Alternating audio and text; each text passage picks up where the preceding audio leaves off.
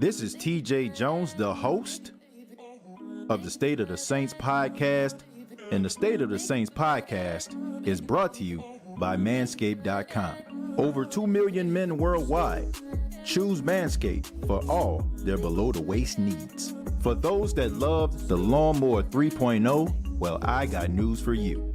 The Manscaped engineering team has confirmed that they have successfully created the Lawnmower 4.0. The Lawnmower 4.0 gives you the ability to turn the 4000K LED spotlight on and off when needed for a more precise shave. The new trimmer even allows you to customize your trim all through additional guards lengths, sizes 1 through 4. And looks-wise, it's sleek with a two-tone matte and gloss finish, even features a hot foil stamp, black chrome Manscaped logo. Show your mower off loud and proud. Go to manscaped.com, use the promo code State of Saints, and you will save 20% off of the Lawnmower 4.0 as well as other Manscaped items. That's manscaped.com.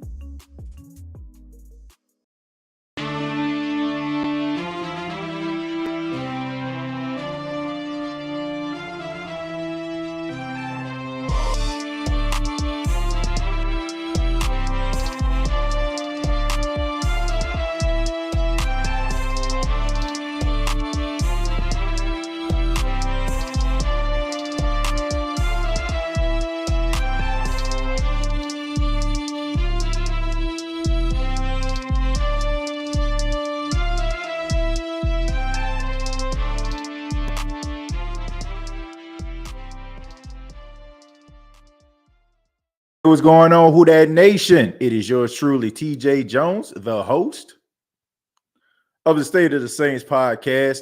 Thank you so much for checking out the State of the Saints podcast, where we talk New Orleans Saints. And as you all can see, this is the first step of the state-of-the-art studio that I am building. As of today, I did a little bit of work inside of the office, so this gonna be the layout, man. I'm tired of sitting behind a desk, aside of get a couch, chill out, and talk behind the mic, man. So I'm really excited about that, and thank you all so much for being a part of the State of the Saints podcast. And this is going to be a week of a series, right? We're going to be talking about the draft leading up to Thursday, but I'm going to break it down into parts. Part one, which is right now, we're going to be talking about the Saints being aggressive early in the draft. Will the Saints be aggressive? We heard this on so many occasions. We heard about the New Orleans Saints being aggressive, maybe using the 2 picks that they have in the first round to try to combine them and try to move up and try to get a high-profile player. Are the Saints going to do that? That's what we're going to be talking about. And of course, we're going to be taking your questions and reading your comments, and I might even open up the phone lines in a few minutes. Well, not probably. I am going to open up the phone lines in a few minutes to talk a little bit about whatever you want to talk about in regards to the New Orleans Saints. But thank you all so much for those that are filing into the chat. Those that are commenting right now. Shouts out to everybody that's here. I ask that you hit that like button if you enjoy the State of the Saints podcast. And I actually put up a brand new State of the Saints podcast Facebook page. So there might be some new listeners that are listening to the State of the Saints podcast. So hopefully this won't be your last time. But let's go ahead and go into it, man. The Saints being aggressive in the first round of the NFL draft. Will the Saints do this? First and foremost, I just think what the Saints did, trading with the Philadelphia Eagles. Trading with them in order to get those 2 draft picks, I just feel like that would be a waste if you would just combine those to try to move up. And to me, I just feel like the New Orleans Saints aren't as destitute as some of these other teams out there. Yes, we know the New Orleans Saints need offense. Yes, we know they need wide receivers, but it's not something I feel like you have to aggressively move up for. I'm not buying what the national media is trying to sell about the New Orleans Saints needing a quarterback. I know they like to take shots at Jameis Winston. People feel like he's not an adequate quarterback. He's not an elite quarterback. He's not going to be able to take you anywhere. I completely understand where they're coming from. Well, not really. I don't buy what they're selling. All right. I just think that Jameis Winston can be what you want him to be. I just want him to be given the opportunity. I don't want Jameis to be one of those people that, has all the talent, has all the tools, and because a team wasn't able to push it out of him or coach him in the right direction or put the right pieces in place or put him in a position to succeed, that he becomes, a narrative like, oh, he's not good enough. I really feel like what the Saints can do with Jameis is better than what Tampa can do with Jameis. And I just think if you build around him and give him the opportunity to go out there and succeed, he will. So I'm not buying that, combining a 16 and a 19 pick to move up to get a guy like Malik Willis or Kenny Pickett or any of those other quarterbacks that they have being drafted in the top 10. I don't feel like it's necessary. What the Saints need to do, they need to stay at 16 and 19, and you can be able to address some issues, hopefully offensively. We know they need a wide receiver. I mean, that's been talked about ad nauseum. I mean, I think we're all tired of that right now. It's pretty obvious, right? It's painstakingly obvious that they need a wide receiver. You could get one at the 16 pick. You can also get a really good offensive lineman or with the 16 or the 19 pick, depending on how you want to approach it. I don't see the New Orleans Saints being aggressive to a point where they move up. I just don't see Mickey Loomis going in a direction. What I've been seeing as far as the Saints, for the exception of the Deshaun Watson sweepstakes, they've been like kind of, mellow, you know what I'm saying, laid back, not too aggressive about the guys that they signed. They got a lot of guys back, some familiar names that we know, Dwayne Washington, PJ Williams, signing guys that were role players, and they just feel like those guys can take the extra step. So I can see the New Orleans Saints getting that 16, that 19 pick and drafting players that they actually need. I think that the Saints are trying to catch lightning in a bottle again. I think that they want this draft, hopefully, to be something similar to the 2017 draft where they just hit it out of the park. Now, that might be tough to do. I mean, they've been having a draft for many, many years. I want to say about 70 plus years. And I mean, there's never been a draft like the New Orleans Saints had. So shouts out to the scout team if they feel like they can rekindle that type of magic again.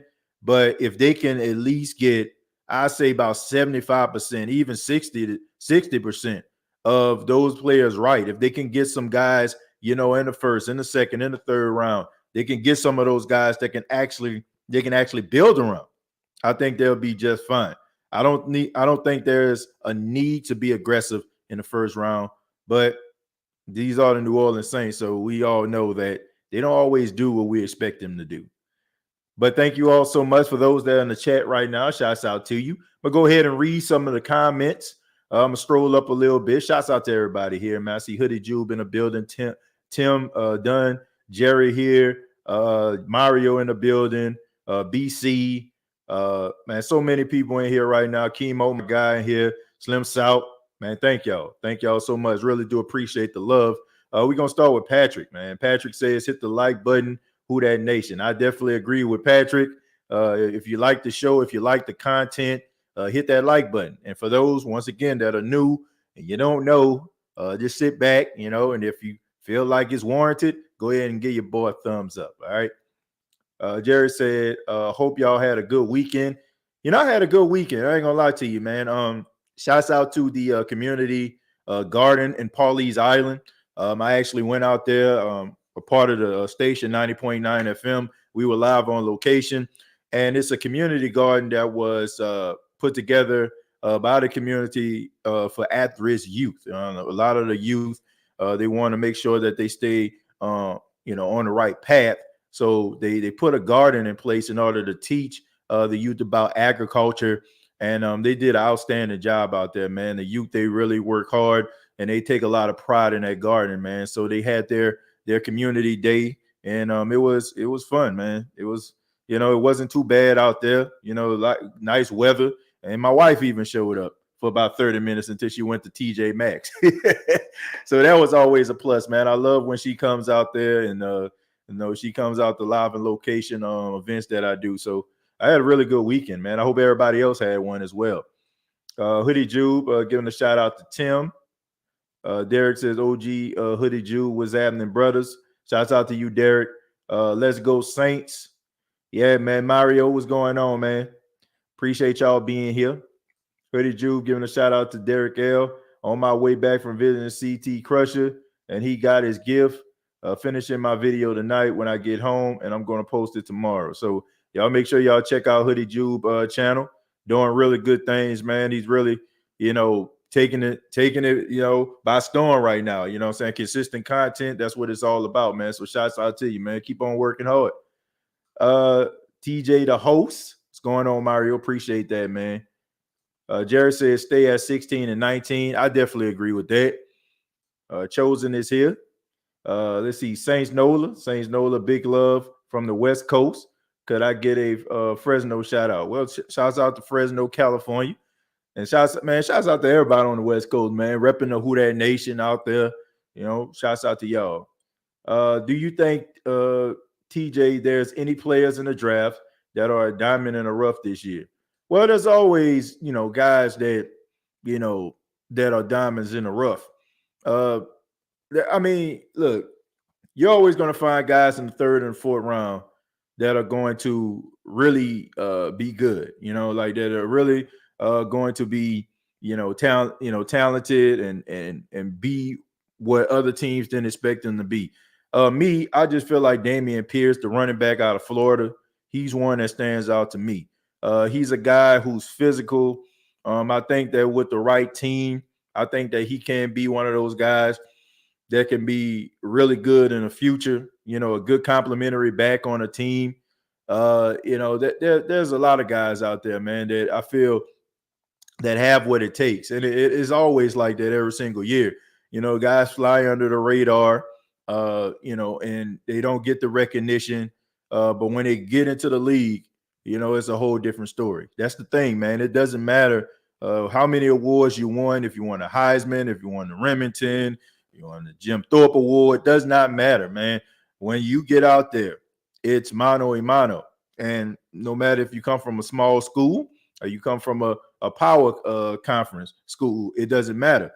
If you go out there and you prove yourself, you still be like one of the biggest stars in the league. I mean, there's nothing like the National Football League. If you go to high school and you're an okay player, you might get a few letters of interest, but not like some of the bigger schools, right? But that's not the end of the world, because if you can work hard and go to like a smaller school and get to that professional level, you still on the equal playing field of a guy who went to Ohio State or Michigan, right? If you prove yourself, you work hard, you put in that work, you'll be just fine. But Dameon Pierce is one guy that stands out to me, the running back out of Florida. I think that he has a lot of heart, man. And I think that it's just something about that run that he had, man, when his helmet got ripped off and he dived head first into the end zone. That's the kind of heart that you want from a player. Not, that's kind of crazy, to be honest with you, but I get it. I'm saying? That's how much it means to him. I just think that's something that's becoming a lost art in sports. As we hear about, some of the things that's going on in the NBA, guys, phoning it in, quitting, it's very rare that you see guys, have a Jose Alvarado type mentality, right? You know what I'm saying? Guys that never give up, they don't quit, they keep fighting, they keep battling. And so it's always going to be a place for a guy like that works really, really hard. Facebook user says, can we talk about the Baltimore Ravens draft needs? Well, we mostly stay on the topic of the New Orleans Saints but here's the reality, the Baltimore Ravens, I talk about them for a few minutes. They're a team that seems like they're in a process of, rebuilding, a little bit, defensively. They got some guys back. They re-signed Calais Campbell. That was a plus. You always need that guy who's a captain on the team. To me, I just think that they need to focus on the running game. I think they need I think they need another running back. I think that'll be a plus. You also might want to look at getting yourself another wide receiver. I think Rashad Bateman out of Minnesota that they drafted last year was a really good player. But he was getting injured, and then you also got Hollywood Brown. I like Hollywood Brown, but I still think he's like on the smaller side. I think that you might need to get yourself another complimentary receiver, maybe be opposite of Bateman. Make Hollywood Brown. He can work the outside and the inside. Also, I think they need some help at linebacker. If they can get another sideline linebacker, they do a really good job out there at developing guys. We've seen them do it with like CJ Mosley. We've seen them do it with Judine, right? So if you can go out there and get yourself another young linebacker, you already got safety, help when you sign Marcus Williams. So I think that if you look at the Baltimore Ravens, I think offensively they need to kind of focus on some things. The offensive line got nicked up.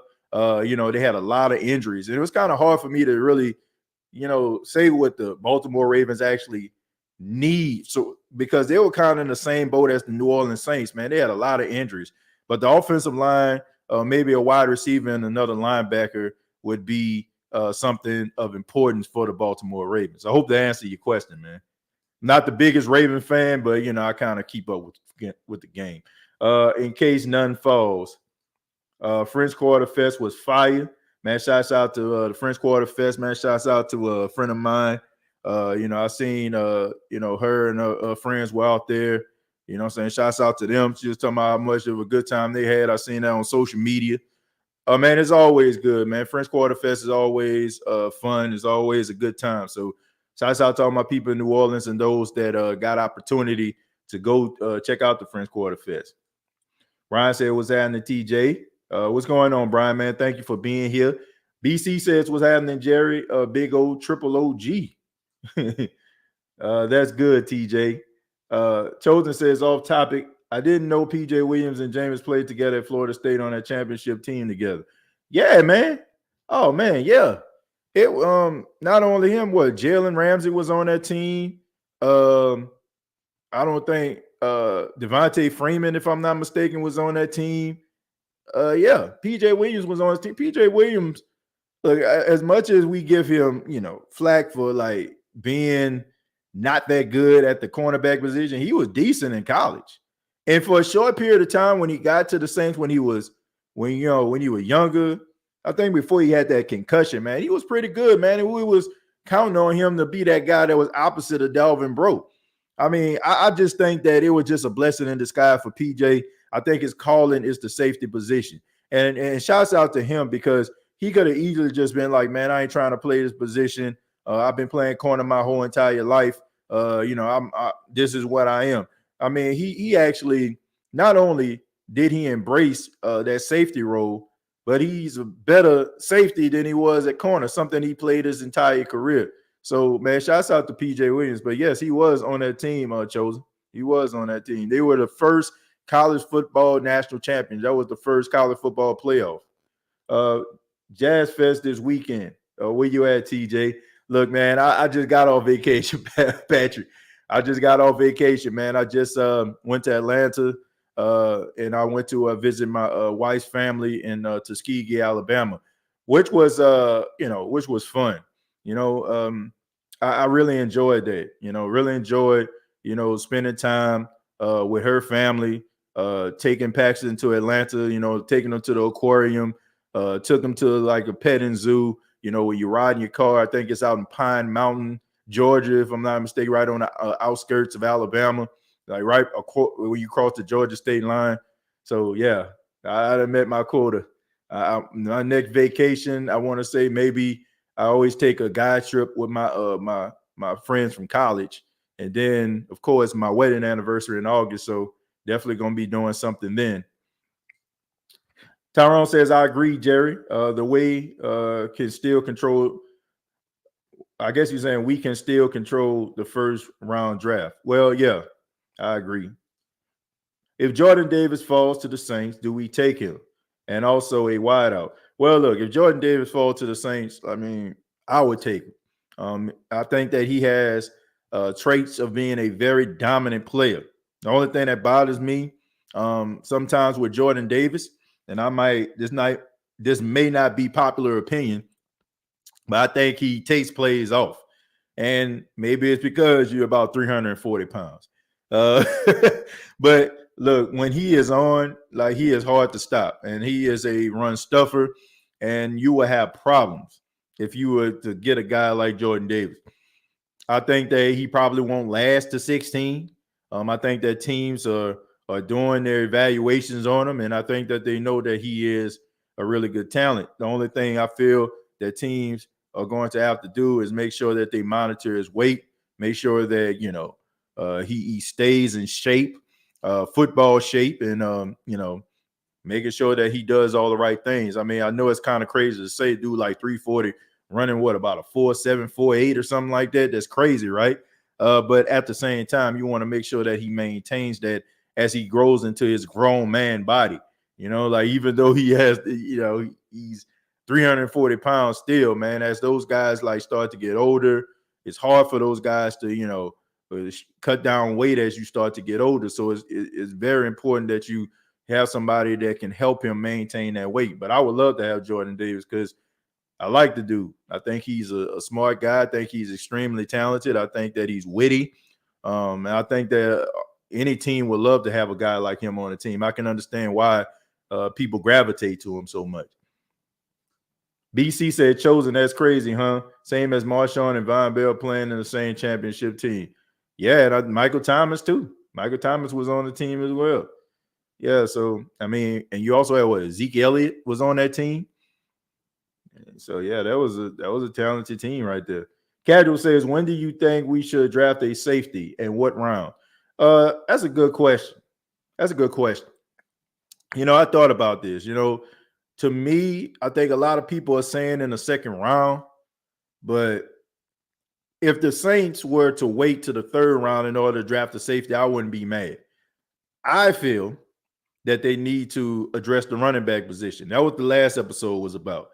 If you had a guy like, let's just say, I mean, I don't think this is going to happen, but if you have the running back, Kenneth Walker out of Michigan State, if he was available when you picking in the second round, which I highly doubt, but if he was, how do you pass up on a guy like that? A guy that can be a complimentary back to an Alvin Kamara.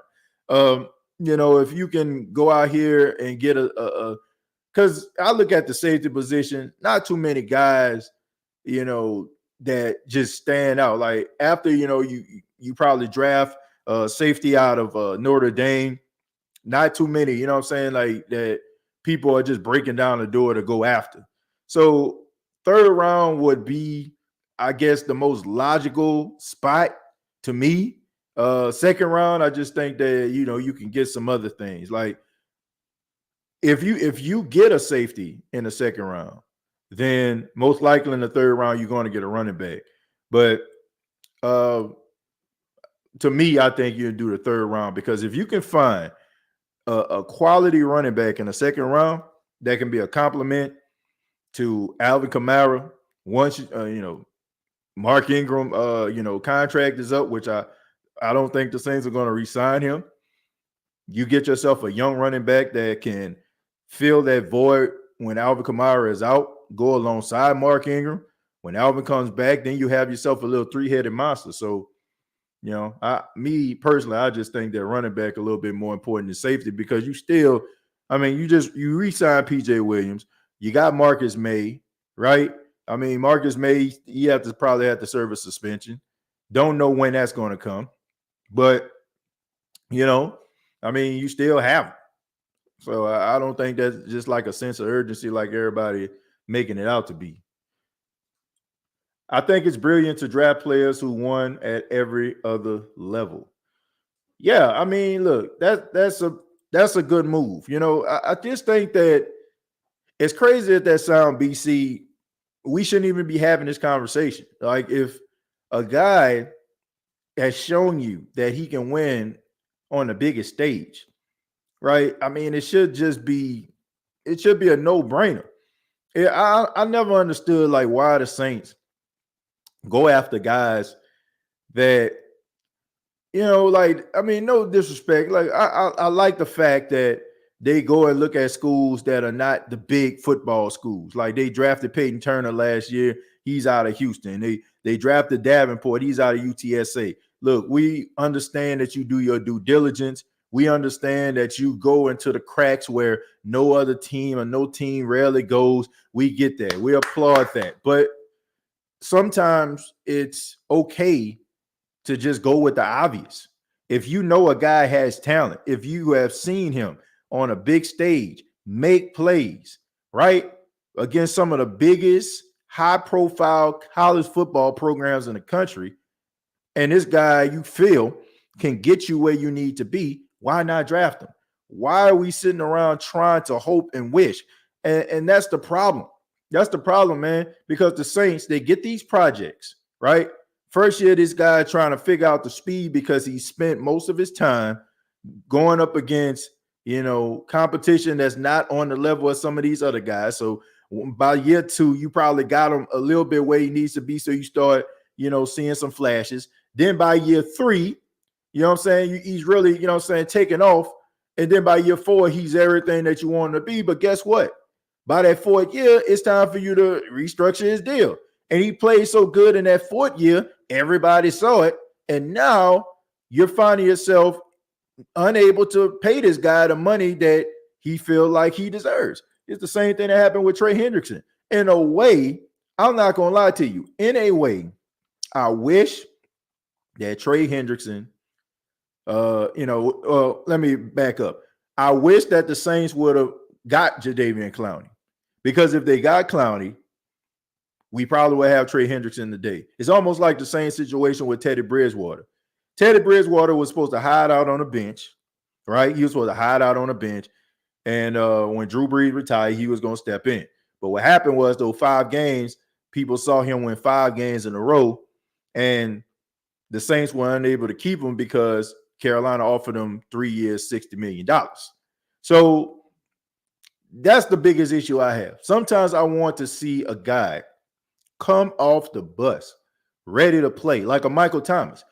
Excuse me, like a Michael Thomas, who came in the 2nd round, came opposite of Brandon Cooks, and showed flashes and emerged every single week to a point where the Saints were like, yeah, this guy's going to be one of the faces of our franchise. We can get rid of Brandon Cooks. That is what I want. Not waiting for a guy around year 3, year 4 to figure it out. That's my biggest problem. I think that's something that they need to work on. And it's okay going with a guy that has the talent, has played on a big stage. Dylan, thank you very much for $5. Says, TJ, can you imagine if the Saints drafted Sauce Gardner and put him next to CJ Garner? They would be a deadly combo for our defense. Yeah, I mean, they would, but Sauce Gardner is not going to be there around the time the Saints pick. I have him most likely going to the Atlanta Falcons. I think that the Falcons, people are saying that they're going to draft a quarterback. I'm not too sure about that. Me personally, I would not be surprised if they get Sauce Gardner going opposite of AJ Terrell, and that would be an issue in the NFC South, because both of those guys are young and talented. AJ Terrell took steps forward. To me, he's very underrated as a cornerback. I know he played for the Falcons, but it is what it is. I would love to see what he's going to do against Michael Thomas, this season. But, you put Sauce Gardner opposite of AJ Terrell, you got yourself a problem. What's good, brother Hoodie Jube? Who that to you, player? Kai giving a shout out to Hoodie Jube. Marcus says, how about Trevor Penning and Charles Cross if available at 16 and Chris Olave number 19? Well, I think you kind of playing. You kind of playing with gas if you think that Chris Olave gonna be there at 19. Now, you will have to ask yourself, like, what you feel is more important. Now, we already know on the offensive line, the New Orleans Saints can kind of switch it up, right? They don't have a left tackle per se right now, but they're still, we've seen guys like James Hurst, like, We seen guys like Ryan Ramczyk who can switch from right to left, right? We even seen Andrews Pete play left tackle. So they got options. They got options at that position. To me, I just feel like there's no more important position than a wide receiver position. That's the way I feel about it. I feel that the New Orleans Saints need to address this because this is something that has shown itself, right? Even with the sketchy offensive line play, it still wasn't as eye-popping as the lack of production at the wide receiver position. Like it's time for them to do this. And I just feel like it's necessary. And this is a deep draft, similar to that of that 2014 draft where they had all those talented wide receivers coming out. Guys like the Mike Evans, the Brandon Cooks, the Odell Beckham Jr.'s. This is one of those drafts that's kind of similar to that. So you can find yourself a generational talent very early in this draft.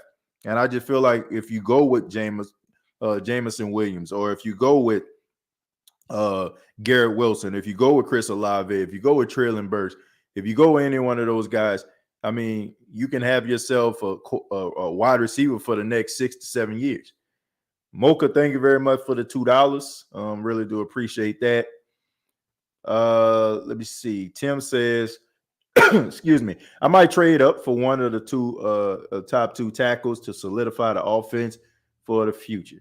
That wouldn't be a bad idea, but I just feel like, I don't know, man. You give up so much to try to make a trade. You don't have a first round. You don't have a first round draft pick next year. You gave that to Philly, right? You don't have a second round pick the year after that. So what are you going to do? What are you going to do? I just think that, me personally, you have an opportunity to get two young, talented players to come into your locker room and be productive day one. Why would you want to play with that? Trying to move up, trying to get, a guy. Well, I feel right. If you're trying to move up, trying to get a tackle, who's to say that guy may not be better than the guy you can get at 16? We seen this before. Guy try to move up, get guys. You got to think about this. Mitchell Trubisky was drafted before Patrick Mahomes, as crazy as that sounds. It sounds crazy today, but it happened. So it's not always going to be the case. Oh, Mike, Mel Kiper, Todd McShay said that this is going to happen. Like this guy is going to be the future. Like, man, sometimes it don't always happen. I tell people all the time, and I tell you here all the time, it's not always about what these aficionados say. It's about where you go. It's about where you land, and can that team coach whatever's in you out of you to make you live up to your potential. And if you have seen the New Orleans Saints over the last couple of years, you have to say that they do a good job. So I think they have the right pieces in place to do what needs to be done. I'm going to go ahead and I'm going to open up the phone lines, man. I'm going to open up the phone lines and try to see what you all have to say. Feel free to, chime in. You can talk about the draft. You can talk about some other things, that involved in New Orleans Saints. Put the link down in there. So feel free to chime in. But in the meantime, I'm going to finish reading some of these comments. You can go to David. David says the Rook 10 wasn't questioning you, brother. That was a compliment. I guess it was a conversation in the chat. Hoodie Juice says, hey, TJ, a good question for you in the chat. I asked it on the show before.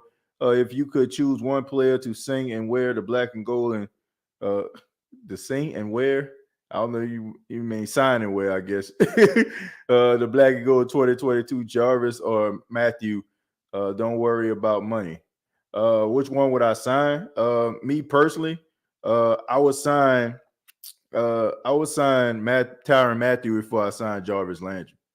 And that's only because I just feel like basically on position of need, safety is more important, and I feel like Tyrann Mathieu would be more of a difference maker at his position as Jarvis Landry would be a difference maker at his. That's just the way I feel about it. Oh, we're gonna go to the OG of the State of the Saints podcast. Jerry, what's going on, man? How you doing? What's good, TJ Jones, the host Yes, of the sir. State of the Saints podcast? How you doing, bruh? Man, I'm doing all right, man. Thank you for chiming in, man. Really appreciate it. What you got for me? Well, after what you were saying earlier, they talking about trade up or trade down Mm-hmm. or whatever. No, I have to say, and me and you on the same page. Yeah. Just stay at 16 and 19 for right now, because we Right. talked about this on Friday night.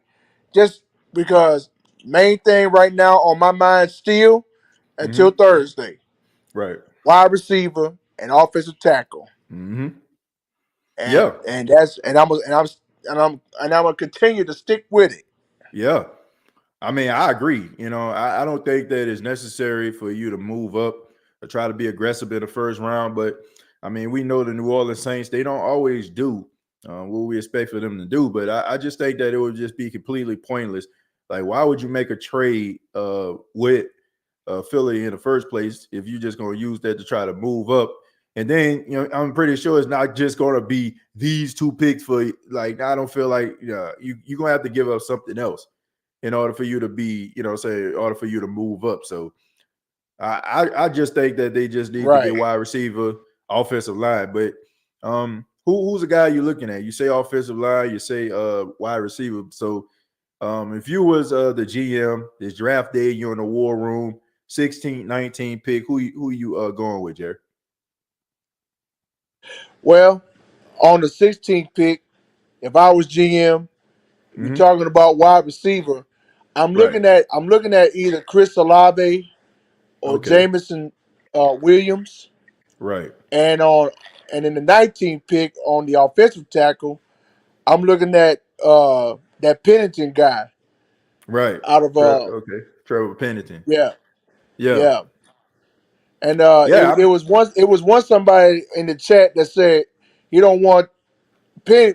I said, have you watched the film on this guy, on this offensive tackle? If not, Right. you need to go check it out, Right. because I think you're sadly mistaken. You Yeah. need to check that guy out. Yeah. I just think that sometimes, like, if a guy isn't as, well known, or, people just know him like right off the bat. Some people like, I don't know. It's not always, a guy that you're just gonna find, you know, at a power conference school. Now, I will say this: if you had the option, and you know that that guy had the talent and he came from a power, conference school, I would say that, and you're looking at, okay, which player I can get. I will go with that power conference player, but this guy has shown, man, he has a mean streak, and that's something that you want from offensive linemen. Me personally, at the Saints offensive line, I just think that they have too many nice guys on the line. So it would be good to have a guy who has that mean streak, that has that level of aggression that you actually need, because maybe that iron will sharpen some more iron, and maybe some of that will rub off on some of these other players who I feel like a little bit soft.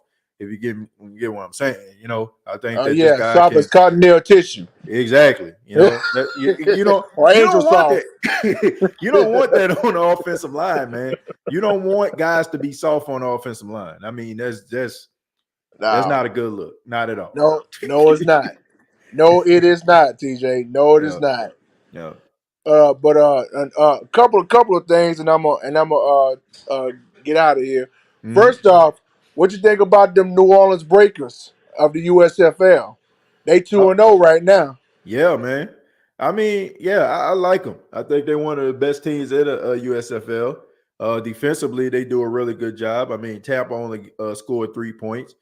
Um, And the only thing about it is, well, I will say this: the wide receivers that they have on the team. I mean, one guy 6'4", Oh, the other bruh. guy 6'5", and one of those guys were making some spectacular catches, man. I Yeah, mean, I think it was Adams, number 9 of the Breakers. yeah, That yep, that dude caught a one-handed catch. I'm like, yep, what? yeah, This and man. I'm like, bruh. yeah, yeah. I Man, mean, they're talented.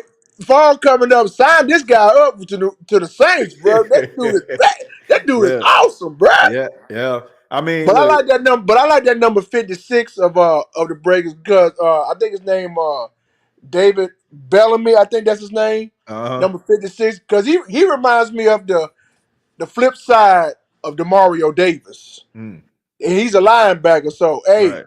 I like this guy. Yeah. Yeah, I'm always I'm watching New Orleans Breaker game, man. Shout out to my guy Keith Washington, man. I mean, I've been watching him. You know, I support the brothers, stuff like that. So really just been checking it out. But I mean, I like what I see. Defensively, they're one of the best, if not the best in the USFL. Offensively, I think they do some offensive innovative things. Quarterback play leaves a little bit more to be desired, but as long as that defense comes, I think it gives that offense an opportunity to figure it out. But I do like the fact that the quarterback trusts those wide receivers. But why wouldn't you? One 6'4", the other was 6'5". So you got two giants out there. Just throw the ball up and watch them work. But I like it, man. Anything New Orleans, I'm repping it and I'm supporting it. So no doubt about that, man. Yes, sir. Yeah. And what you think about them the Pelicans from Sunday night when they Uh, finally woke up? Oh man, that was just one of those games where a team just wanted it more than the other. CJ McCollum came out there. He said, we need to take advantage of this, opportunity. I mean, Devin Booker unfortunately had the hamstring injury, and it would be sad for them to squander that opportunity that you have one of the best NBA players not being available for his team, and you're not going out there to capitalize. Look, the Pelicans are a tough, gritty basketball team. Yes, they are. They are a team that they're not going to back down. This like theoretically, this would be a game where a team will look and say, okay, this is the number one seed. We're outmatched, we're outmanned, we're outgunned. But these guys are young. They believe in themselves. They're playing for one another, and they putting the city on their back, man. And regardless to what this series turns out to be, I think that every New Orleanian fan of the Pelicans walk away and saying, I'm proud of this basketball team. And they have to be very optimistic about the future. So I'm excited, man. I'm excited. I So am want to I. thank Kendrick Perkins, for waking Yeah. for waking Oh, up the city of New Orleans, Pelican let fans me all stop over. you right there. Let me Yeah. stop you right there. This man talking about that's when the Pelicans were losing. They're talking about they need to relocate and stuff. I said Yeah. they need to relocate you. Talking all that noise. And look where they at right now. Well, I think that's look, this is my city. I'm from New Orleans. If you challenge New Orleans, they will not back down. Right. I mean, that's just what it is. Like, we ride and die, and that's just the way that they are, man. And if we have this us against the world mentality. And if we feel like you're against us, we're gonna step up and we're gonna support even harder. So man, Exactly. Kendrick Perkins to me, I think he woke up this fan base. You know what I'm saying? A lot of people, even those that were casual, probably said to themselves, like, man, let me go ahead and rep this, let me go buy me some Pelican, apparel. Let me go out here and support my squad. Uh-huh. Because you can't, like, don't challenge New Orleans because they will bite back. No doubt about that, bro. Absolutely. Oh, and one last thing before I get ready to go. Rest Mhm. in peace, Brooklyn Nets. They got swept. Oh man. That's a Break the brooms out. that's a whole nother story, man. That's a whole different can of worms right there. I could have a whole podcast on the Brooklyn Nets, man. That is an absolute train wreck. And I know Kevin Durant got Yeah, to be because kicking they himself was right talking now. about it. They were talking about it all day. The Nets need to do this. Oh, the Nets need to do that. Oh, Kevin Durant trying to do this. Kyrie Irving trying to do that. You know what the only thing they did, TJ? They got on the boat and start fishing. Man, they went They fishing, went man. they gone fishing. They done for the year. Yeah. They need some major changes going on in Brooklyn. I mean, there's way too much talent on that team in order for them to even be in that position. I mean, I can understand you losing a series.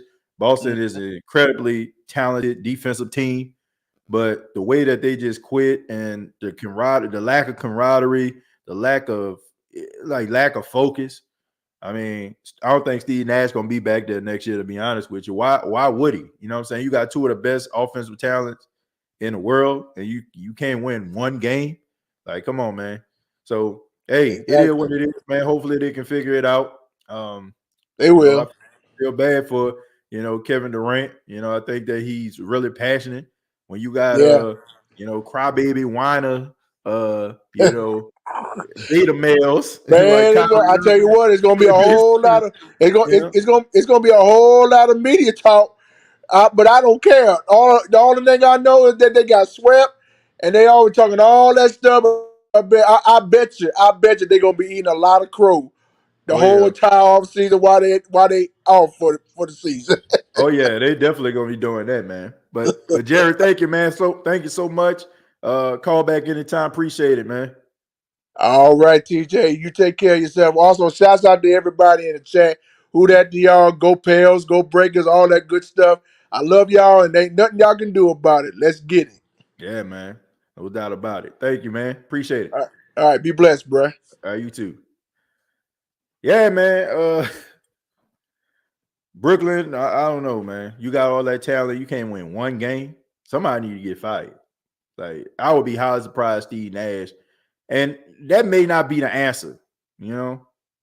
That may not just be the answer. Like, man, you need a coach that's gonna be able to keep the egos of those star players in check. I just think that they give Kyrie Irving way too much leverage, man. This man missed games. Like, I mean, I don't know, man. This man don't show up to work. Like, how you don't show up to work? Like, cause you just don't feel like it. Like, you just watch TV or look on social media, get discouraged. I ain't gonna play today. Kind of stuff is this, man? Like, I don't know, man. These modern day, athletes, man. I don't understand these dudes, man. Like, nobody want to win no more. Like, is winning still everything? I get it, right? You're making a bunch of money. You're in a different tax bracket. You're pulling up to the game and cars I can't even pronounce, clothes I can't even pronounce. I get all that, man. But at the same time, you are an athlete, and the sport that you are denying is the one that's paying you all this money for you to look fly, flashy, and cool. So can you at least just go out there and shoot a ball and put it in a round object? I mean, I don't know. They got to do better, man. They need to I don't know. I mean, these weak minded cats these days, man. I just don't understand it. But we gonna go to Hoodie Jew, man. Hoodie Jew, how you doing, man? I'm doing good. How about you? I'm doing all right, man. What you got for me? Man, I got a few things to talk about, especially the draft coming up Thursday, man. I know a lot of people are looking into the details about, us maybe moving up to get a quarterback, right? And Mm-hmm. I think a lot of people are tripping because I never heard any NFL teams in the history to go shout out and be like, hey, yeah, I visited with this quarterback and this quarterback and this quarterback, and this dude's my favorite quarterback. So this is the quarterback that I'm going to draft and move up. If you want him, you better move up ahead of me and get him. Like, Right. nobody tells them their business. Right. And I've been telling people we do this every year, how we talk up, high about certain players, and then we don't even get them, and we get somebody just randomly that we don't even know or heard of. Right. So I think I don't think the Saints are really gonna waste a first round pick for next year to trade up to this year, to trade those two and other picks to move into the top 10 to get a quarterback that's going to play third string for 2 years. You know, Right. why would you do that when you got a dude, like I said, Jameis Winston, that everybody believes in? Most of the Who That Nation believes in him. Some people don't, just because something's wrong with him, I think. That's all. Right. But, and then you got Andy Dalton that you just signed, as well as your backup for a year. So if you did draft a quarterback, that quarterback is definitely going to be your third string for at least a year. So that's a waste of 2 or 3 first round picks on a dude that's not going to play. And then second of all, like me, in one of my first ever mock drafts that I did, somehow we got lucky on this draft, and I said I'm hoping it happens too. Which Mm-hmm. everybody said we can dream big, about the draft, and everybody can tell me, oh, this ain't gonna happen. But guess what? You can't never say never, right? So in one of my mock drafts, I got to draft 2 receivers in the first. At 16, somehow Jamison Williams, fell to me, and I Mm-hmm. drafted him. And then at 19, Chris Olave was there. And my thoughts of getting both receivers was like, hey, both of these are 2 top 5 talents, receivers that can easily be a starter in the NFL. So I said, why not get both? And I said, Jameis and Winston is the most popular one. So I picked him first, got him off the board, and then I went and got Olave at 19. And I Mm-hmm. told everybody in that draft, I said, what I would do is start Chris Olave over Williams while he still rehabs and gets his self healthy. And then eventually, when their contracts are up in about 4 years, their rookie contracts, and it's time to pay him, Thomas probably won't be there much longer because he's like, what, 31, I think? So he's like getting older in his 30s. So he'll be in his Mm-hmm. 34s, 35, probably out of his, prom, So I feel like, hey, then you got your two stud receivers out the draft. Right. Now, a lot of people said that's just a dream come true. Yeah, it is. I don't see us getting that, but I said that would be my draft if I was the coach and stuff. Hmm. And then I tell people we don't have to trip on getting an offensive tackle just like that because people are forgetting that James Hurts, who a lot of people think is not good, this dude used to be a Pro Bowler with the Ravens when he was a right tackle. Right. He's not a left tackle. He's more of the right tackle. Well, who played left tackle in college? Ramczyk. So why don't you just move Ramczyk to the left side where he basically played his career in college, and he's already a Pro Bowler, so I know he can probably do it just as well as Armstead. And move Hurst to the right side and let him and Landon Young fight it out. Because Landon Young showed some promises last year playing on a hurt foot and, playing really great. So if he comes back healthy, let him and Hurst, battle it out. And then maybe in the, second, third, fourth round, depending on, what you're getting in the first, Mm-hmm. then you look for a guy like a tackle that can compete on that side with him, and also get a guard just in case Caesar Salivariz doesn't work out with us. Right. So that would be another option I would do towards the draft. And yes, I do agree with you totally about the running back position, man. We definitely do need a running back while Kamara is out. A lot of people do come in my podcast and they're like, "What do you think what running back do you like in Hoodie?" And I basically tell them my two favorite running backs coming out of this draft is James Cook, which is Dalvin Cook's brother, and I Mm. love Brian Robinson Jr., the pound back man, the one that's going to run it down your throat, don't Right. mind taking a hit. And I Right. told people he's literally just a shorter version of Derrick Henry to me, basically. Hmm. So I said, how Okay. nice would it be to have a Derrick Henry, a Mark Ingram, and a Kamara on the team Yeah. running the ball and, receiving. So those Yeah. are my favorite picks. Yes, I would like to get a safety, but I told people if we can get a safety, why not just sign Tyrann Matthews, give the man his money, let him come home. He said he can't stay away from home as it is. So it seems like more and more every day you see his Twitter posts is that he seems like he doesn't want to leave Louisiana. So Right. maybe that's showing us that, hey, he wants to come back. He wants to come home and play for New Orleans, which would be great, man. And so I think Right. that's what we should do. Get at least two receivers in the draft because we haven't signed nobody in free agency so far, veterans. Like now, if you go sign a dude like Javaris Landry, then, break it down to one receiver, but still get him in the first because Javaris Landry, is getting older too. So you're going to want somebody Yeah. young that can be that Hey, number two. Hoodie Jube, you're going out, man. Hoodie, you there? All right, man. We're gonna put Hoodie Jube on hold. Yeah, man. Hoodie was making some good points. Especially the part about the wide receiver. That's an interesting take that he had on that. I mean, that's not too bad because if you look at some of these teams out here, we can't stand them, but the Dallas Cowboys, like they had Amari Cooper. They had Michael Gallup, who was coming and emerging as a really good receiver. And then they drafted CD Lamb out of Oklahoma, right? So you basically had a three-headed monster. Guys that can get the football. If Amari Cooper getting double team, you have to look out for CD Lamb. If CD Lamb is out there, he having a big game, you have to worry about Amari, or you have to worry about Michael Gallup. I do feel like the New Orleans Saints, that wouldn't be a bad idea. Even if you were to get a guy like Jarvis and get Chris Olave or Jameson Williams, or if you do the theory that Hoodie was talking about, I mean, that wouldn't be bad either. The only thing about it is, some people will probably say, "Oh, you know what I'm saying? Why you're not that strapped, you know what I'm saying, to a point where you can't count on a guy like Callaway or a guy like Hardy, that give you a level of a number 3 wide receiver production, right? What's the number 3 receiver production? Maybe like about 4 catches, 50 or 60 yards.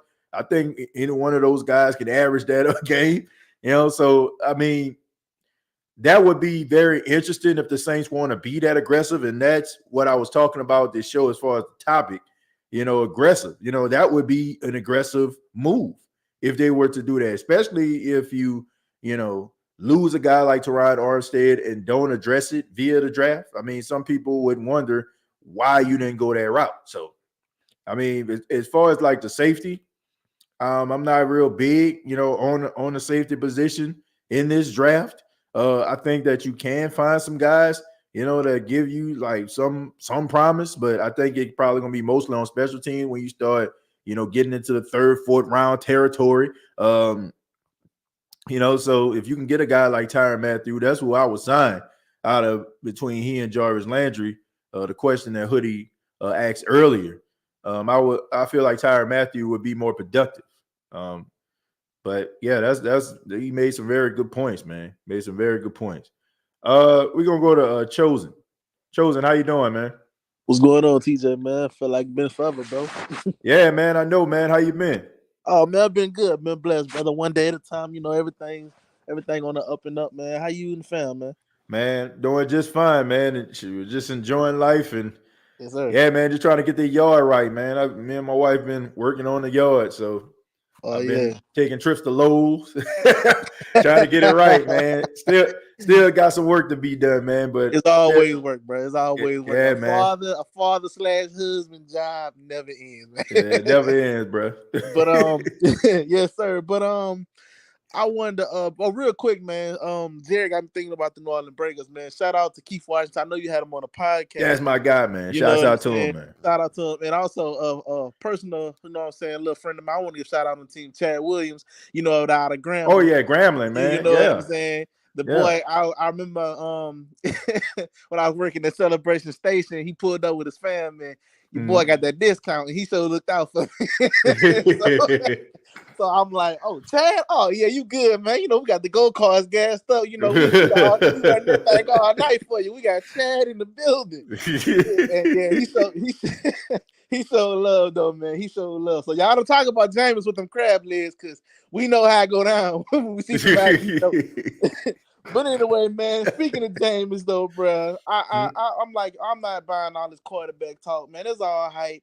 They talk about Jameis, and I know people probably say I sound like a broken record when I say this, but Jameis don't get hurt, we not having this convo. We not. Jameis don't get hurt, we not having this whole quarterback frenzy. We not. I can honestly say we not doing the most behind Deshaun Watson, because I feel like Jameis could at least got us to division round, and if not further, you know what I'm saying? If he don't get hurt, Warren, everything else goes right. But I'm just saying, just Jameis not going down. And like you say, Jameis not going down. Does Michael Thomas come back? You know what I'm saying? Yeah, I think you gotta put all that into place. So Jameis getting hurt really altered a lot of things for the Saints. So we can't just sit up here and say like the man was garbage. And like you said on the last show, TJ, if you bring a guy in, if you give Jameis his weapons, and you bring somebody in, and Jameis just don't perform with no excuse, he got all the weapons, got everything he needs, and he just don't pan out, then go get you somebody who can do the job. But don't send the man the battle with a half full clip and no vest. You know what I'm saying? You want him to go to war, but you ain't give him nothing to fight with. You want him to fight for you, but you ain't giving him no sword, no armor. Yes. What you want him to fight with? So that's my only point. That's my only point. Like, man, me personally, I'm gonna be honest. I'm gonna be straight up real. I'm giving y'all the real deal here on the State of the Saints podcast. If the Saints don't go out here and aggressively try to do everything they possibly can to put weapons around this dude, I'm calling sabotage. I'm serious. I'm calling sabotage, man. And y'all not gonna like me on this show. Like, seriously, all these people, because we keep it 100 over here. Yes, sir. You can't tell me that you care about winning if you're not putting your quarterback in a position to succeed. Now, if you put all the weapons around him and he fails, then it's on him. But don't say, well, we gave him a chance, because it didn't. If you still out here trying to sign Kevin White and some of these other cats, you know what I'm saying, that didn't make it, you know what I'm saying, they did a long shot, you know what I'm saying, they doing all these different things, you know what I'm saying, trying to make the team, they singing and dancing, you know what I'm saying, like they putting on talent shows. and they on YouTube making YouTube channel like, please sign me. Like, look, get some real talented dudes around this guy and see what he does. Exactly. And if he doesn't make it, then I'll be the first up here like, man, I like Jameis, but this ain't it. Right, man. Then I can take it a step further, TJ. If they don't do this, I can honestly say we know better than Tampa. Yep. You know what I'm saying? We were no better than Tampa. You know what I'm saying? We're not putting pieces around them. You did it for Tom Brady. They did it for Tom. So why can't we do it for Jameis? And we talk about Tampa, but they went out and they made pieces. They got him a Super Bowl. Yep. Why can't we go out and make these pieces, man? Like, I'm looking at it like Jameis is a really good quarterback. He needs some pieces and he needs some things. The Saints are in position to do that. We've seen that y'all will move heaven and earth to get it. Don't make like you don't got the resources. Right. You got the resources. You're showing favoritism at that point. You're doing stuff for who you want to do it for. Jameis don't deserve that, man. Like, why did we sign him back for that? Why did you bring him in? I understand that was a Sean Payton guy, but why even give this guy time of day? You see the workout, you see the potential, you see how he talked. This man said, I can make every throw your quarterback can make. Like, I believe that. I believe it. Why can't he? It goes back to Derrick Rose. When Derrick Rose won MVP, he became the youngest MVP. He said, why can't I win MVP? Why can't I do this? Like, why can't I lead the league? Why can't I be a leader right now?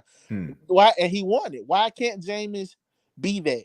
He can. The answer is he can, but you need an organization who gonna put the pieces around him. So it brings me to my point in the draft, man. We need to attack it. Whether that's a wide receiver in the first, which is a must, and a tight end or something, or some type of receiver. We just need parts around him. Man. I don't care how y'all get it, just get it done, because we talk about we believe in Jameis, but our actions not speak louder than words, man. We're not backing it up.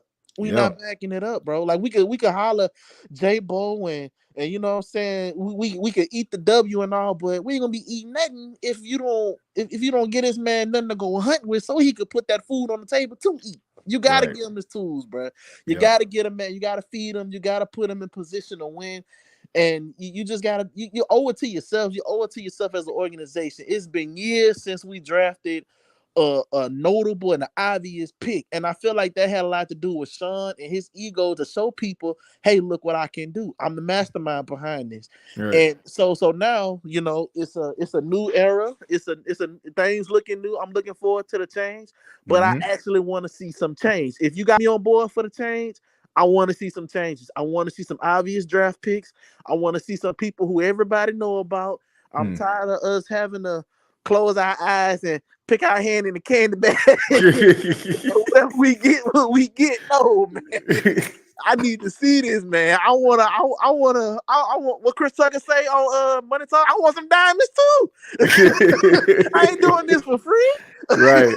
I want some diamonds too. Yeah, so, man. I agree.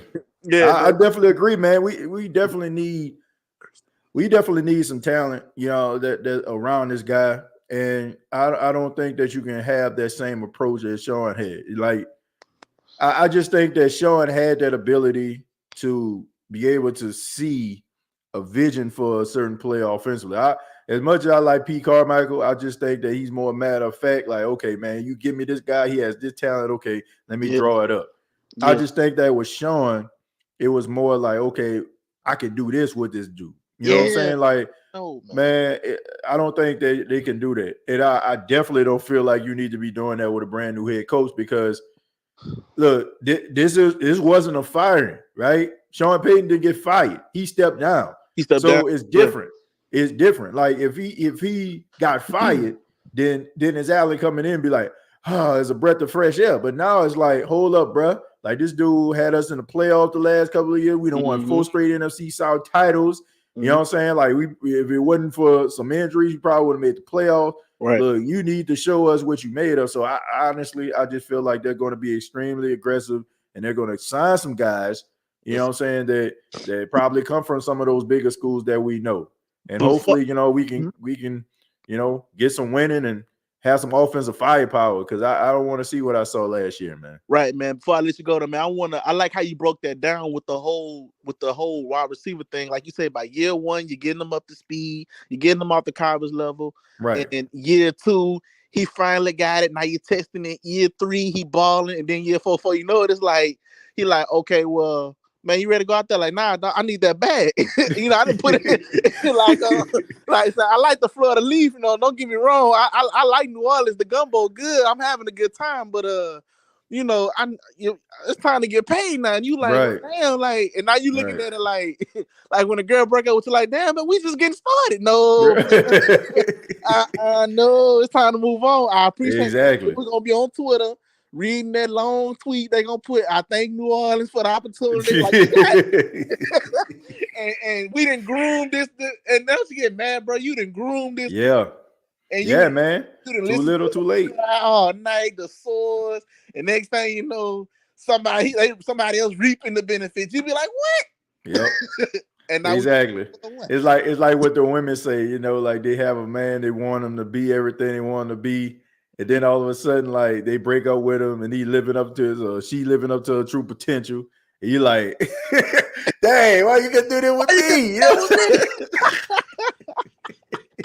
Yeah, man. No, for real, man. That does frustrate you, man. But hopefully we can get away from that, man, and get some guys, you know, that can be able to hit the ground running day one. Chosen, thank you, man. I appreciate it, man. Thank you for the perspective. You know, you always come through with great perspective, man. Great examples. So, man, thank you, man. Appreciate that. Thank you, man. Looking forward to draft night. TJ, I'm knowing it's gonna be we did a one time, then we went back to back. We got a 3P. I know I'm gonna get a rant from you, bro. I know we're gonna get a rant. Man, I hope not. I hope not, man. I'm serious, man. I hope I don't have to give you a rant. Like, I hope that it's just so obvious, you know what I'm saying? Draft night be the best episodes, man. For all new viewers and new listeners, if y'all get a chance to go back in the archive, search up the State of the Saints draft nights. From 2019 on, you know, we is lit. Yeah, man. I really enjoyed doing those shows, man. Definitely, you know what I'm saying? Definitely gonna be doing it this Thursday, man. Yeah, I'm excited about it, man. I'm excited. Gonna have some guests on the show. Yes, you know, try to see if you can pop through. You know what I mean? And then we also be taking calls, man. Same way we do it last couple of years, man. So look, hopefully if you ain't doing nothing, you can stop by, man. Yes, sir. All right, man. You have a good one, bro. I'm enjoying the rest of the show. All right, you too, man. Take it easy. All right. Yeah, man. Yeah, I enjoy those draft shows, man. Those are some very, very exciting shows to do. I also want to acknowledge some of the donations. D Higgs, thank you very much for the $1.99. Says, what up, TJ? Who that? Keen Arthur, giving a shout out. What's going on, man? I was in your neck of the woods. I actually passed where you stay at on my way to Alabama. Let's see. Ideally, if a guy gets hurt, you want the next guy to be able to step up and not miss a beat. Well, that's not always going to be the case, the Rook. You know, as much as we want to talk about this next man up mentality, there's a reason why guys are starters and why guys are backups. It's just as simple as that. Okay. I mean, it is what it is. And before we go to Jules Marie, this last one, SW1977 says, I think the loss of Malcolm Jenkins and Marcus Williams combined is an issue. You just signed Marcus May, but there need to be another safety. I hope we don't have a Josh Bullock situation. Oh, man. Woo. I hope not, man. But I think the Saints should be okay, man. I think Marcus May, he's not Marcus Williams, but he does have talent. He's been a lead on the New York Jets team. He was one of those guys that stood out. But I do think you need to draft a safety, or you need to possibly sign somebody like a Tyrann Mathieu, which I feel like the New Orleans Saints, they probably had a conversation with Tyrann Mathieu, seen the facility, seen what they're working with. I didn't expect Tyrann Mathieu to sign with the New Orleans Saints, okay? Even though I said the Saints don't need to let him lead the building, that's the type of enthusiasm I wanted them to approach him with. But I knew they weren't going to sign him because that wouldn't be very smart if you're Tyrann Mathieu, because here's the thing. You're going into the draft. Well, what if a team expects to draft a certain player and they don't get him, right? If you were to go into that building and sign with the New Orleans Saints, you're basically at their mercy, right? Because they're like, oh, man, the draft is coming up and, you know, like we can probably get a safety, right? But after the draft, if the Saints don't get what they need, then Tyrann Mathieu becomes more appealing to the team. So if you don't get the guy that you want at safety, you don't feel like that guy is there, there's always other options out there. We're going to go to Jules. Jules, what's going on, man? How you doing? Hey, what's happening, TJ? Hey, I how have a you doing, question Jules? for you, man. Is it worth like giving up our first round draft picks to acquire Debo Samuel? Well, how do you feel about that? You think, how do you feel about that? Like a draft day trade, something like that. Like, would he be worth 2 first round draft picks in your opinion? I'm gonna piggyback off my guy Matt Moscona, man. I was checking out his show. He made a good point. I would love to have Debo Samuels, but it wouldn't be a smart move, like money wise. I mean, Debo Samuel is one of the best wide receivers in football. Problem is, you have one of the best wide receivers in football in Michael Thomas, who's already taken up the majority of the salary. So he's looking for a big contract. I'm talking Debo Samuels. So why would you sign a guy like that that's probably going to be demanding, north of 18 to $20 million a year? And you know what I'm saying, when you can go out here and you can get yourself a young, talented wide receiver that you can put on a rookie deal. Now, if the Saints didn't have a guy like a Michael Thomas, then I say, man, by all means, go for it. And then you can draft yourself a guy where you can have a 1 and a 2. But the Saints already have a guy like Michael Thomas. So I don't think that would be a smart business move, especially what Debo Samuels is going to demand on the open market. So I wouldn't like that. Could you imagine them playing with Lamar Jackson though? Yeah, I mean, I really could. I think that honestly, I think that would be a good compliment for Lamar Jackson. Lamar Jackson, and the way that Debo Samuel actually plays, I think that would actually be a plus. And you'll also see a significant change in the offense of the Baltimore Ravens, as well as some of the passes of Lamar Jackson, being able to get the ball to Debo Samuels, out there in space, some of those wide receiver screens, some of those quick intermediate throws. You probably put them inside of the slot. I mean, it would be, it would be one of those situations where it would be exciting to watch, and it will have endless possibilities. I think we should get more players on defense in the draft. Personally, hopefully that doesn't happen. Like last year, we gave up like 30 and 50 and 45 points every week. Right. We need draft some players to help us stop Cincinnati and Pittsburgh and the Browns with who they just picked up. The Browns are still going to be some losers. Right. Well, look, I think they have to get back to the defense that everybody knows. But here's the thing, man. It's gonna be all right. Baltimore was dealing with the same issues the Saints were dealing with. They had a lot of injuries. Man. So it's hard for you to be able, like we just talked about this earlier. I want to say a person in a comment section was talking about the next man up. I mean, that's a great concept and that's a great thought, but there's a reason why guys are starters and why guys are backups. It's not that next man up anymore. You get to your third and fourth string and your team broke up all year. It's not next man up anymore. Yeah, absolutely, man. Like there's no next man. Like I said, that's a great concept. It's a great concept, but there's a reason why guys are starters and why guys are backups. But defensively, I think that Baltimore need to get back to their roots. Like I said, they got leadership. They just need to get a little bit younger at some of those key positions, and they need a little bit more speed at the linebacker position, man. And they also need a running back. I think that having Devontae Freeman, Latavius Murray, those guys filled a huge void, at the beginning of the season. But you also have guys like Marcus Peters coming back. That's a plus. And you also, you have guys in the secondary that got nicked up last year. You got Marcus Williams, he's coming. So you got some guys that's going to be able to get the ball back into the hands of the offense. I mean, they got some ball hawks, Marcus Peters as well as Marcus Williams. So I like I like where the defense is going. You just need a little bit more speed at the linebacker position. Tackling. They need to do some damn tackling drills. I drafted young players like in the draft just so they don't feel comfortable. They got to go. That defense from last year got to go, man. They was terrible. It was painful to watch. They got to go. Yeah, they got to go. Well, I mean, they'll get back to it, man. It's the Baltimore Ravens. I mean, them without defense, that just doesn't make any sense. It's like Pittsburgh not having defense. I mean, it's just one of those things, man. It just becomes synonymous with the DNA of the team. So I think that they're going to put emphasis on that and put emphasis on the running game. So I'm pretty sure they're going to go back to being, the Baltimore Ravens that you. I hope so. Like. I hope so. And I'm not going to hold you up, TJ, man. Thanks for taking my call, my brother. Blessed day, man. All right, you too, man. Go ahead, man. Take a squid for your boy, man.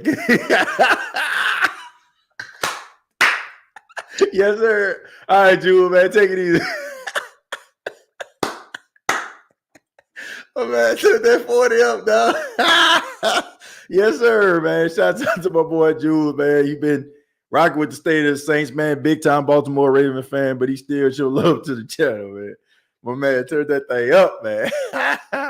All right, man. We're going to go to Marcus. Marcus says, if Jordan Davis is there at 16, I would take him. I would too, man.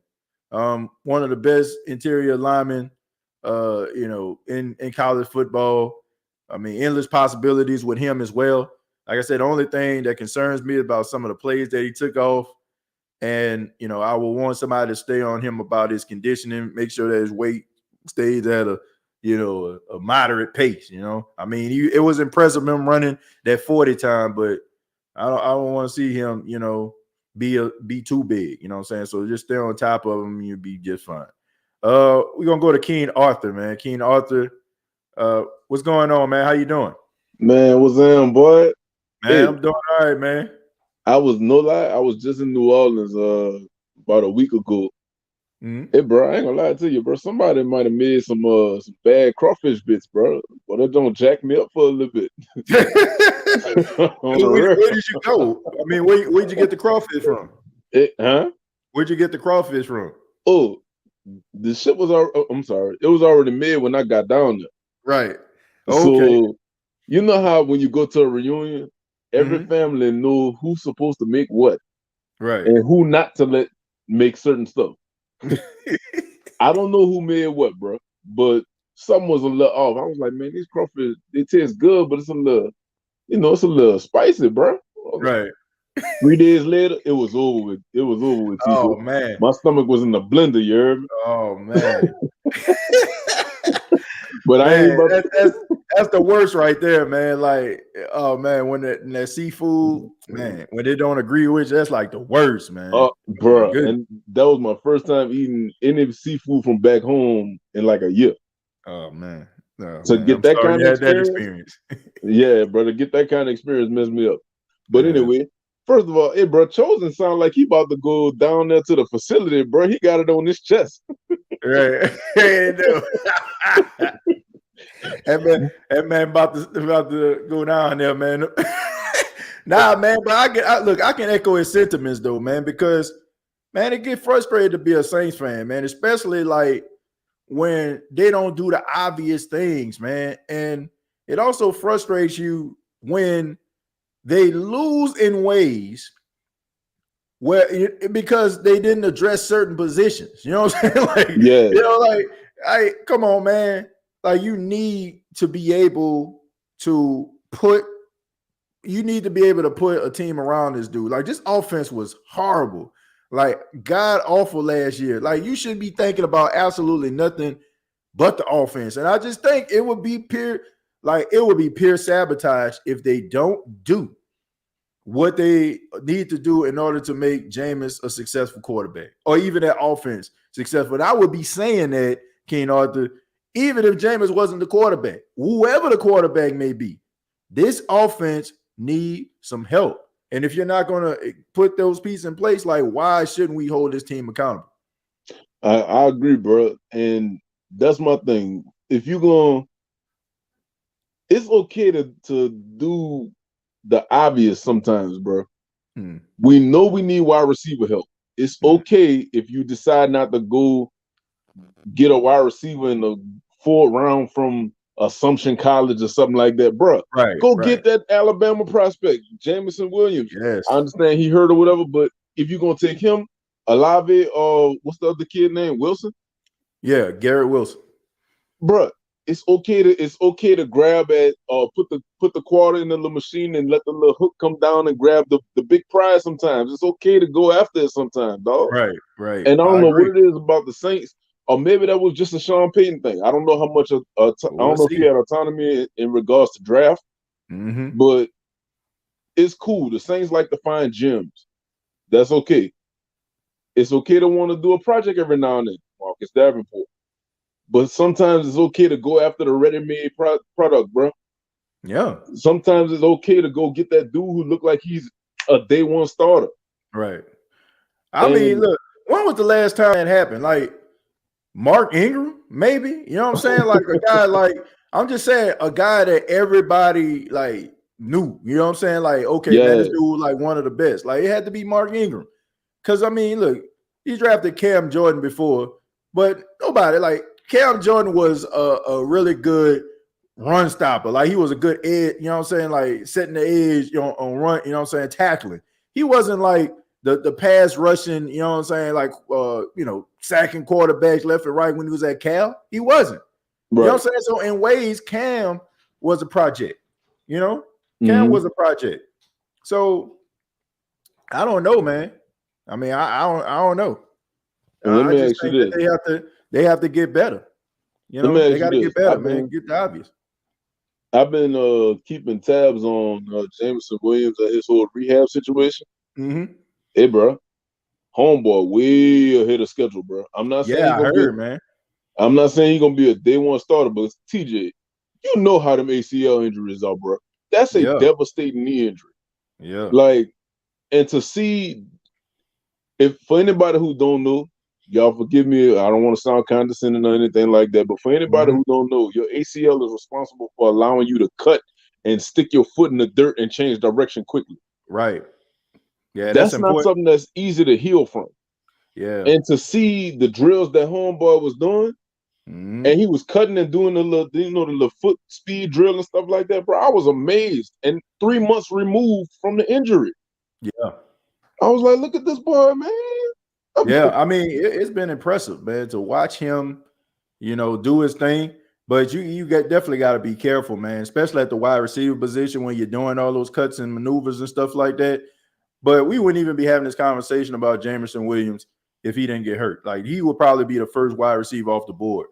The fact that the Saints would have an opportunity to get him, if he could get back to his original form and you were able to get him at 16 or 19, man, that would be a plus. You know what I'm saying? Like, that can be your guy. You know what I'm saying? That guy can be a number one on somebody else's team.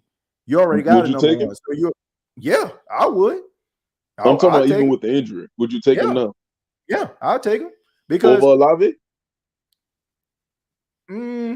No. Nah, not over Olave. But I would take him. You know what I'm saying? Like, if Olave wasn't available, I definitely would take him. You know what I'm saying? I would take him over, you know, but I just like a Olave skill set, and he has everything that you want, and he's available. So you can see him out there at rookie, you know what I'm saying, mini camp and OTAs and stuff like that. And you can actually have more time to coach him. With Jameson Williams, you'll have to be very careful because he'll be dealing with rehab and everything like that before he even hit the field. So you actually already have a guy that's ready to go in Olave. So that's the only difference. You know, man, TJ, I can tell you one thing I'm scared of, though, bro. I'm hoping we're not dealing with, if we do draft him, I'm hoping we're not dealing with a Derrick Rose type situation where you heal 100% physically, but up here you don't trust your knee no more, and they consequently cause you to not play up to what you used to be, or even better, because you're so scared you can't trust your knee. Man, that'll be the worst thing for the Saints. You know what I'm saying? Like, that's always. I don't even know how you would get somebody over a mental block like that. Yeah. Well, that's always the plus, man. You know, like it. You know, like some of these guys, you know, they be fully healed, but they don't trust their bodies because they're so afraid to make a mistake. Looking at him in this evaluation, I don't think you'll have that issue. It is a guy that's sure of himself. I think that he believes in what the doctors are doing. And I think he believes in his body, man. I think that he's gonna be a threat, man, regardless if he ends up with the Saints or any other team.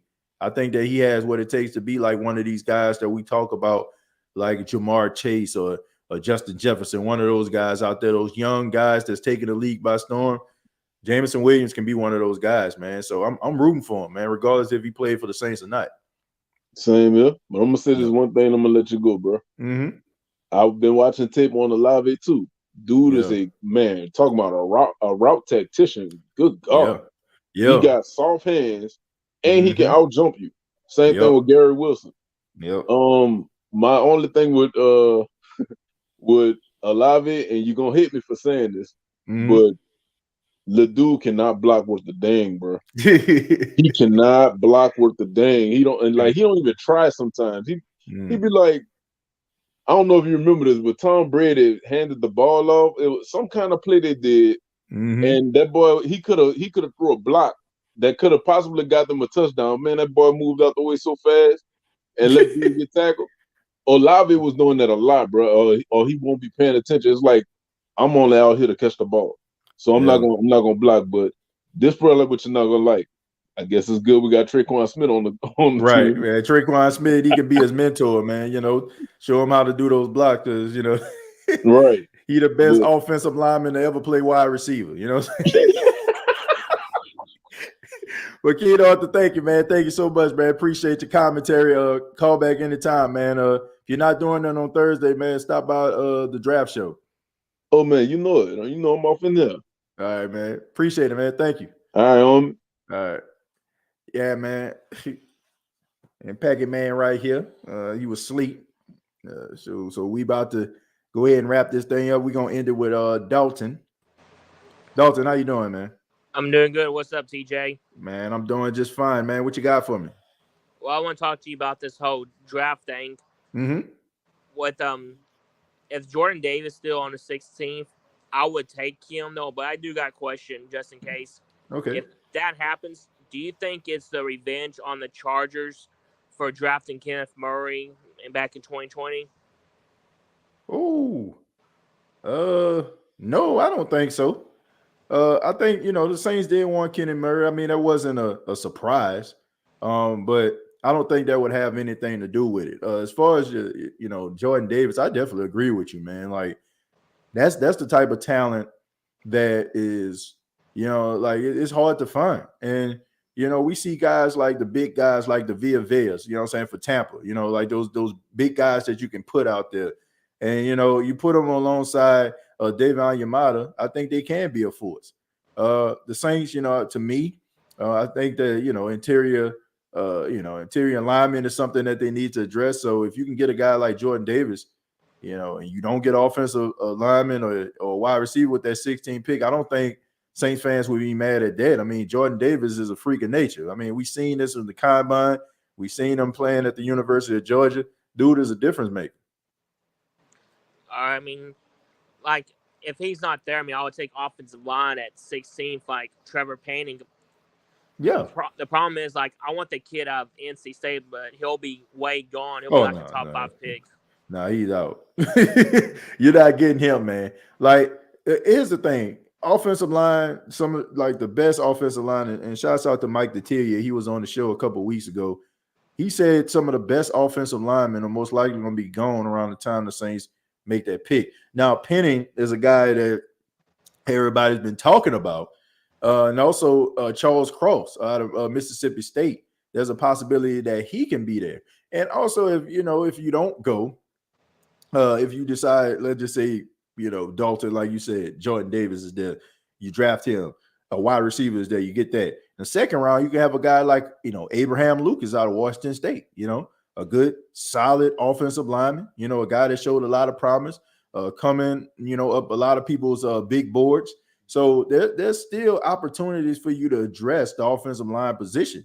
And we know that the Saints have had success drafting offensive linemen in the second round. I mean, Eric McCoy, is a guy that the Saints drafted in the second round. He's one of the best offensive linemen on the Saints team. So there's ways that you can still address that offensive line position and also be able to get a guy like a Jordan Davis, like you alluded to.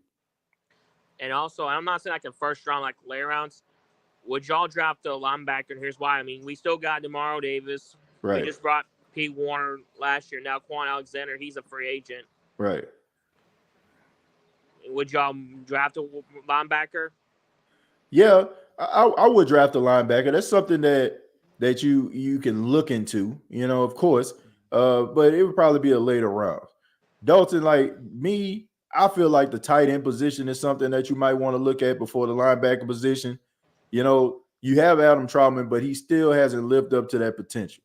You got a guy like Juwan Johnson who is going into his second year as a tight end, but it's still, like you still need some guys. You know what I'm saying? The tight end position is something I think they need to look at.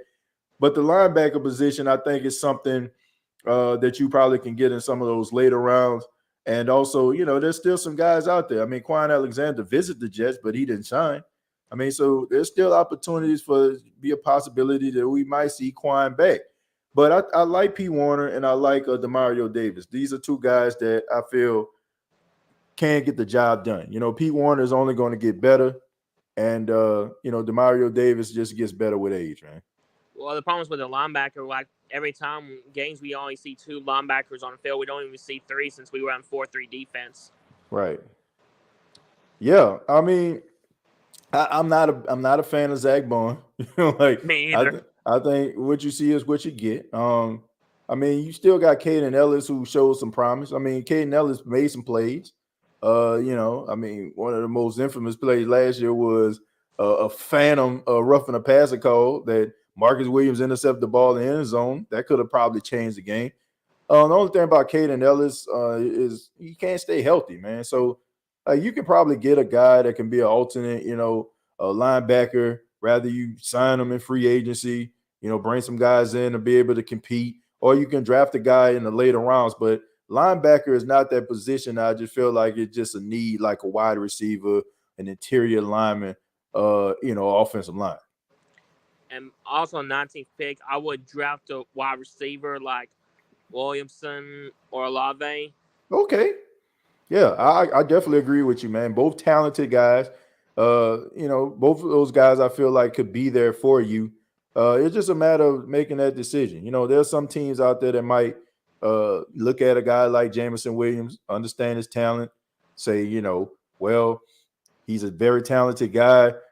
Maybe, he'll be ready for us. If not at the beginning of the season, like middle way in the season, maybe it'd be one of those teams that already have a talented receiver already, where they can actually, wait for him to get better. And, maybe that'd be one of those cases. So, I mean, you got a lot of teams out here that get a guy like Jameson Williams. But based on, like, both of those guys, I would go with Olave. I just like Olave's skill set and his willingness to be able to do what you need him to do, right after the draft. And also, one quick question before I go. Mm-hmm. And we all saw this whole mock draft with the quarterback. And I'm just asking, not because I really want him, not because they sound like they're not sold on Winston. They sold him like they don't believe he's a long-term answer. Like they worry like he got another injury struggle. What's your opinion on Matt Corral? Well, I think Matt Corral is a leader. There's a reason why these guys like rally around him. He's not the tallest guy in the world, but how he makes up for it is his ability to make all the throws. He has a good arm. He's able to extend plays. He's also able to move outside the pocket. If you're looking for a quarterback, maybe in the future, you're not really, sold on Jameis Winston, Matt Corral can be a really good, solid quarterback. The only thing about that is, would you be willing to waste a first-round pick for a guy? And I think somebody said this. I want to say it was Hoodie Jew who called in earlier. Why would you want to waste a draft pick on somebody that's probably not going to play for about 2 to 3 years? So I like him. I think that there's a place for him. Wouldn't be surprised if he ends up being a starter in the National Football League. But I like him, man. But I don't think that he's necessary for the Saints right now. I still believe in Jameis. I just think that you need to put some pieces around him. I mean, I understand people are sold on Winston, but the problem is some people are sold on Winston, some not. They're worried he might get hurt again or struggle, just be on the safe side. Because we don't know Andy Dalton. He's not the long-term answer either. Right. And we did brought in Book. We all know he ain't going to be the future at all. Right. So that's the reason I was asking, just to be on a safe side, not just make people mad about it. That's all. Oh, nah. Nah, man. I mean, look, I understand. Look, I'm not here I tell people all the time, man, I'm not here to change anybody's mind about a quarterback or any other position. I just say how I feel. If you don't feel like Jameis is the answer, anybody, and you feel like Matt Corral. I mean, all these guys are talented, man, and in the right situation, I think that they can't be what you want them to be. But I'm just one of those guys that feel like Jameis Winston can be a solid quarterback in the National Football League. So, well, he can be. Yeah. So I mean, let me ask you this: are you like sold on Jameis Winston, or you like Matt Corral? I heard you mention him. So what are your thoughts about that? Well, I mean, the reason like Matt Corral, just in case if we do look at the quarterback, I'm glad we got Winston. He was doing good before he got injured, but just like Corral, just in case if we do look at quarterback. Right. Like, I like Malik Willis, though, but he'll be way gone before the Saints pick. Because if we had to trade up, like, top 5, we had to get Malik Willis, though. But other than that, that's the reason why. Yeah. I mean, look, that's interesting, but I think Jameis will be fine, man. Jameis isn't one of those guys that, like, has a history of being hurt. And I understand how people feel about ACLs, but modern technology and sports science has come a very long way, and the ACL is not that death sentence as one was like back in the 70s and 80s. So I think that he will make a triumphant return. I think that he'll be back to his regular self. We seen guys tear their ACLs, come back and have really good seasons. Joe Burrow, his rookie season, he tore his ACL. Tom Brady tore his ACL back, I want to say maybe like 2011, 2010. I can't remember. I mean, guys have torn the ACLs, came back. Wes Welker, Adrian Peterson. So, I mean, ACLs isn't what they once were, where guys just feel like, they just damaged goods. So I'm looking forward to seeing what Jameis can do this year before we decide if we want to find another quarterback or not. Besides whether we're going to draft quarterback or not, though, the only probably I never won was Kenny Pickett in the first place. That's all I got to say. Well, I mean, he's one of the top quarterbacks on people's big board. So, I mean, I don't know. Like, I like Kenny Pickett. I'm not one of those people that feel like, oh, he's 23, 24 years old. He stayed in college too long. Sometimes it's good for a guy to stay a little bit longer. Well, I mean, I think the fact that he learned how to be in a system. He learned to be a leader. He grew as a quarterback. I think that'll pay dividends. I mean, I'm not comparing him to Joe Burrow, but Joe Burrow was 23, 24 years old when he got drafted too. But look at him now. He's one of the best quarterbacks in the league. Right. Yeah. Well, Dalton, man, really do appreciate your comments and questions, man. You call back anytime, brother. All right, sure. Thanks for having me, bro. All right. Take it easy. All right, you too. Yeah. I mean, yeah, man. Shouts out to Dalton. Look, great questions, great commentary. Yeah, man. I mean, look, I'm not ready to give up on Jameis. I'm that's just me. I know some people may feel a different type of way, and like I said, I'm not here to change anybody's mind. I just sound loudest because I'm the only person talking behind the mic. If you feel like the Saints need to go, in a different direction at quarterback, you're well within your rights. I just feel like you have to give this guy a fair shake. Not what he did in Tampa, but what he is doing in New Orleans. And what he has done in New Orleans is show promise. Some people, they feel like the shine that's left off Jameis Winston. So we're always looking for that next new shiny thing, right? But Jameis is still talented. He can do everything quarterbacks can do. He can make all the throws. And what he did last year, I think the Saints can build on. They can be a playoff team with Jameis. And if that defense replicates what they did back in 2021, I think that they'll have success. I'm going to read a few more comments, then we're going to go ahead and get up out of here, man. Let me stroll up a little bit. Chosen said, did we see our first State of the Saints podcast shot of alcohol? We going places. Yeah, man. Jules definitely turned it up, man. Just curious, but what is your take about all the negativity about Kayvon Thibodeau? Look, I just think that sometimes when guys don't do what these scouts want them to do, when these guys march to the beat of their own drum, when they're their own person, when these guys ain't out here, man, when they're their own individual, I just think that scares a lot of people. I really do. Like, I was looking at this documentary on Apple TV on Magic Johnson. And everybody know about Magic Johnson, man. If you've been watching like Winning Time on HBO now, Magic Johnson was the player of the 80s. Him along with Larry Bird. Magic and Bird, you know what I'm saying? Those were the two guys. And it just seemed like to me, people loved Magic Johnson, right? The NBA was having an issue, right? People felt like the NBA was too black. You know what I'm saying? Like it was leaning way towards the brothers. But people fell in love with Magic Johnson because he smiled a lot, right? You know what I'm saying? Like, that's the thing. Like, for some apparent reason, it's like, middle America loves to see black people smile. All 32 of them things, right? Seeing them pearly whites. Because I guess it makes you feel like, oh, he's not intimidating. He's not going to try to rob me. But anyway, you know what I'm saying? I go back to Kayvon Thibodeau. I just feel like he doesn't play that role, right? So all of a sudden, because he doesn't play that role, he's a problem. But hey, everybody is not going to be happy-go-lucky, smiling all up in your face, making you feel comfortable. I don't have a problem with the dude. Seriously, I don't care that he has, demands. Hell, 32 teams in the national football team have demands.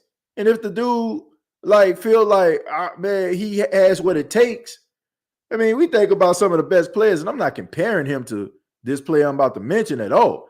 But Lawrence Taylor used to be out on the town, man, come into the facility, half drunk, trying to sober up. He's sleep in the back of the room. But ain't nobody say nothing to him because on Sunday they knew Lawrence Taylor about to get 4 sacks. He was about to be the defensive player of the year, and he's probably going to be league MVP because at that time, league MVPs actually went to defensive players and offensive players. So maybe the guy just that sure of himself. I don't feel like it should affect his draft stock because when he gets on the field, he proves that he is a really good player. So that's what I feel about it. I feel like he should be a top 10 pick. And I think that if he's not a top 10 pick, then there's something wrong with the establishment. That's just the way I feel. The dude is a really talented player, and that's what it should go by. Mocha, what do you think we should get then? Let me see. We need a tackle. Yeah, I mean, look, we all know that they need offensive line help. That's pretty obvious. David Onyemata came from my Providence Capital out of the University of Manitoba. I hope we keep him for a long time. Yeah, I mean, look, David Onyemata gets better every single year, and he's one of the best interior linemen in the game. Damien said, hey, TJ, quick question. When is the last time the Saints hit in the first round? Oh, man, I mean, look. I would say Davenport they hit in the first round. I mean, Davenport, yes, he's been injured, but he's a very good player. Brandon Cooks. Brandon Cooks was a good player for the New Orleans Saints. He was talented. I'm trying to think. Of course, Cameron Jordan, Mark Ingram. 2017, Ryan Ramczyk. You know what I'm saying? Like they've hit, man. Marshawn Lattimore. So I mean, they've had some really good first round picks. So let's not like act like they can't draft.